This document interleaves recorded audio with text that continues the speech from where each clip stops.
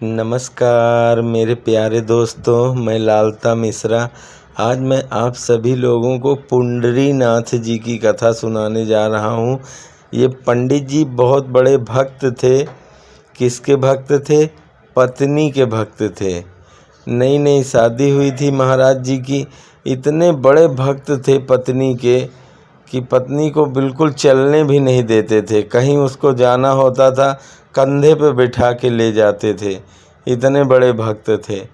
और उनके माता पिता बहुत बूढ़े हो चुके थे पुंडरीनाथ जी महाराज के। ये पंढरपुर की सत्य घटना है। पंढरपुर है, वहाँ की सत्य घटना है ये पुंडरीनाथ जी की। पंडित जी थे, बहुत वेदांग, बहुत उनको काफ़ी कंठस्थ था। और उसके बाद जब पढ़ने लिखने के बाद उनकी शादी हुई तो वो पत्नी के बहुत बड़े भक्त हो गए।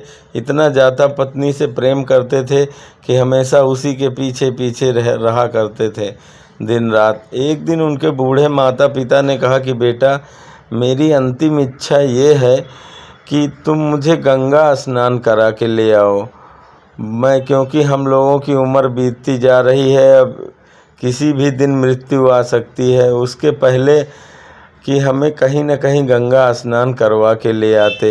मैंने सुना है कि गंगा नारायण के चरणों से निकली हुई है, तो एक बार मुझे गंगा स्नान करवा देते बेटा। तो बोले बताओ माता जी, कहाँ चलोगी, कहाँ स्नान करना है? प्रयागराज करना है या काशी विश्वनाथ करना है, कहाँ पे करना है? तो उनकी माता जी ने कहा कि बेटा मुझे काशी ले चलो, वहाँ विश्वनाथ भगवान के दर्शन भी हो जाएंगे और वहीं गंगा स्नान भी हो जाएगा। बोले ठीक है माता जी। पत्नी बोली सुनो जी, माता पिता को ले चल जा रहे हो तो हमें भी ले चलना पड़ेगा, हमें भी ले चलो, मैं भी गंगा स्नान के लिए चलूँगी। और एक बात ध्यान दे लो, मैं पैदल बिल्कुल नहीं चलूँगी, मुझे कंधे पे बिठा के ले चलना पड़ेगा। बोले ठीक है देवी, तुमको मैं कहाँ मना कर रहा हूँ, तुमको तो साथ लेके ही चलूँगा, क्योंकि पत्नी भक्त थे ही वो। उन्होंने क्या किया कि कंधे पे बैठा लिया पत्नी को और चल दिए। माता पिता उनके पीछे पीछे चल दिए। सामान भी लाद रखा था। ब्रह्मदेव काफ़ी हृष्ट पुष्ट थे, तंदुरुस्त थे, शरीर कदकाठी काफ़ी अच्छी थी उनकी, और सामान भी काफ़ी लोड लाद रखा था। पत्नी को भी कंधे पे बैठा रखा था और चले जा रहे हैं। बहुत दूर जाते जाते माता पिता काफ़ी थक चुके थे। बेटा अब मुझसे चला नहीं जा रहा है, क्या करूं मैं, बहुत हाथ पैर थक चुके हैं। पुंडरी जी ने क्या किया, एक गमछा निकाला, एक गमछा माता के गले में बांध दिया, एक पिताजी के गले में बांध दिया। इतना ज़ोर से नहीं बांधा कि मर जाएं वो लोग, लेकिन फिर भी उनके गले में बांध दिया और खींचते हुए चले गए। खींचते हुए ले जा रहे हैं महाराज, और पत्नी को कंधे पे बैठा रखा है। हद है। और बहुत लोग देख रहे हैं, देखने वाले, कि देखो कैसा समय आ गया है। माता पिता को घसीटते हुए ले जा रहा है और पत्नी को कंधे पे बैठा के। लेकिन अब क्या करें, भक्त हैं वो पत्नी के इतने बड़े कि पत्नी को तो उतार नहीं सकते। भाई पहुँचे ये लोग काशी विश्वनाथ। माता पिता गंगा स्नान किए और एक कुटिया में रुके हुए थे ये लोग। तो वहाँ पुंडरी जी ने क्या नज़ारा देखा कि एक कोई राजा महाराजाओं जैसे वस्त्र पहने हुए और उनके पास दास दासियाँ और रानियों जैसे वस्त्र पहने हुए बहुत से स्त्री और पुरुष उस व्यक्ति की सेवा कर रहे हैं। पुंडरी जी से ना बर्दाश्त न हुआ, इन्होंने बहुत देर हो गई देखते हुए। ये जाके पूछने ही लगे कि महाराज आप कौन हैं, इतने सुंदर से वस्त्र पहन के राजाओं जैसा भेष है आपका, फिर आप इस व्यक्ति की सेवा क्यों कर रहे हैं? तो उन्होंने कहा कि पुंडरी जी, मैं तीर्थराज प्रयाग हूँ, मैं प्रयागराज हूँ, और ये सब जो तुम देख रहे हो ये सब तीर्थराज हैं, बड़े बड़े तीर्थ हैं।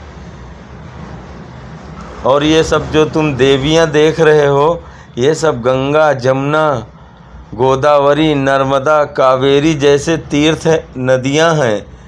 हम लोग आके इसकी सेवा इसलिए करते हैं क्योंकि इसने अपने माता पिता की इतनी सेवा करी है, इसके पास इतना पुण्य अर्जित हो चुका है, क्योंकि माता पिता के सेवा से वो पुण्य मिलता है जो संसार में और किसी भी धर्म कर्म से नहीं मिलता।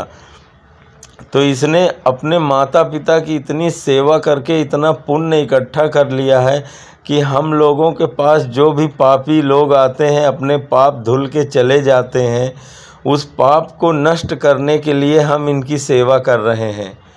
इनकी सेवा से हमारे भीतर जो पाप लोग छोड़ जाते हैं तीर्थों में, वो इनके सेवा से नष्ट हो रहा है, क्योंकि इन्होंने अपने माता पिता की सेवा से इतना पुण्य अर्जित कर लिया है।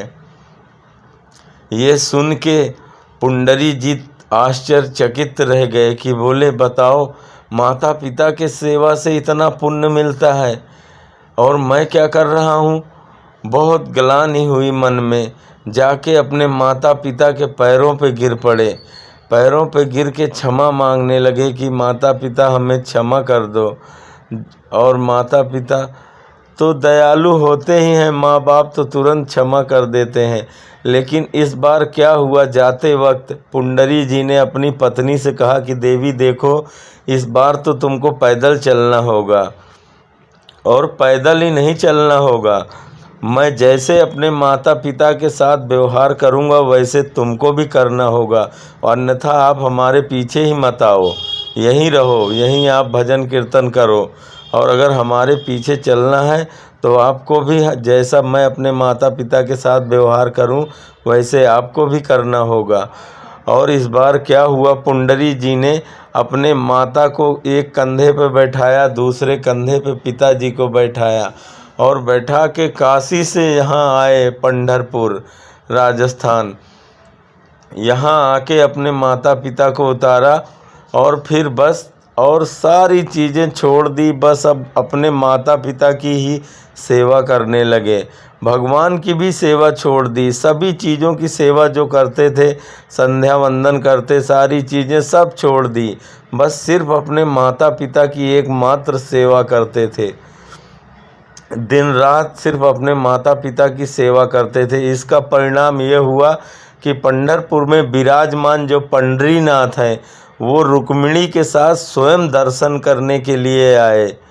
देवी जी बोली, महाराज आज सुबह सुबह कहाँ चल दिए।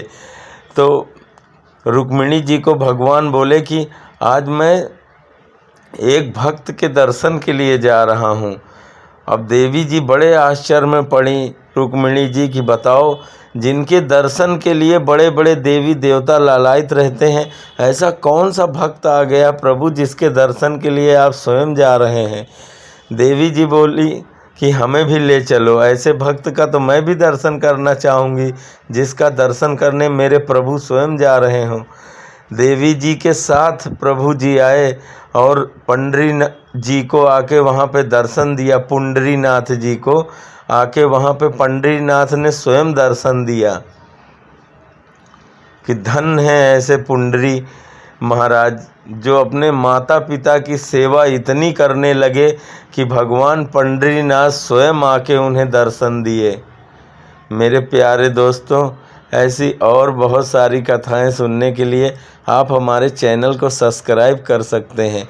हम फिर मिलेंगे अगले वीडियो में, तब तक के लिए जय श्री राधे कृष्ण।